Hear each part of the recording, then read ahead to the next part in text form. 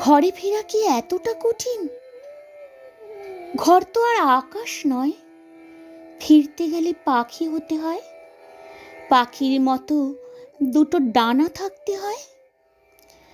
পায়ে হেঁটে এত দূরেও যাওয়া যায় অভিরূপ, যেখান থেকে ফিরতে গেলে আকাশ পেরোতে হয়। শূন্য অপেক্ষায়ও একটা খাঁখা নক্ষত্রের তাপ থাকে অভিরূপ।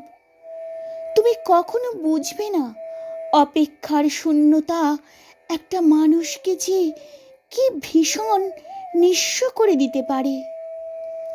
যেখান থেকে জীবনের দিকে তাকালে মৃত্যুকেও প্রিয় মনে হয়, অথচ প্রত্যেক দিন এই ক্ষত বিক্ষত শূন্যতার ভিতর আমি ফোঁটায় ফোঁটায় ছড়িয়ে পড়তে দেখছি আমার নিজের শরীর।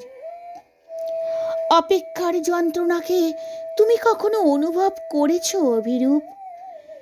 যে পাখিটাকে তুমি আমার বুকের মধ্যে পুষে রেখেছিলে, তোমাকে না ছুঁতে পারার কষ্টে যন্ত্রণায় তার পাখা থেকে রোজ খসে পড়ছে একটা একটা করে পালক, আর সেই পালকের উপর জন্ম নিচ্ছে অসংখ্য উপজীবী ছত্রাক।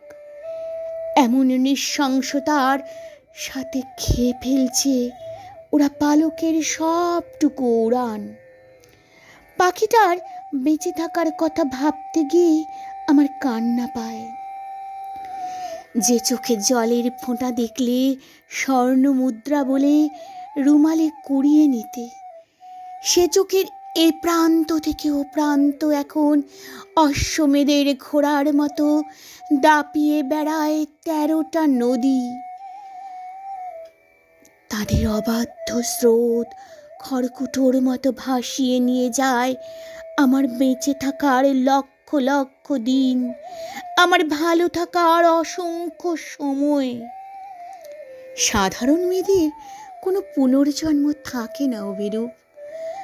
অপেক্ষার জীবাশ্ম বয়ে বয়ে যে ভালোবাসা আজ আমার রক্ত প্রবাল, আমি কিছুতেই তাকে মৃত্যুর হাতে তুলে দিতে পারবো না অভিরূপ।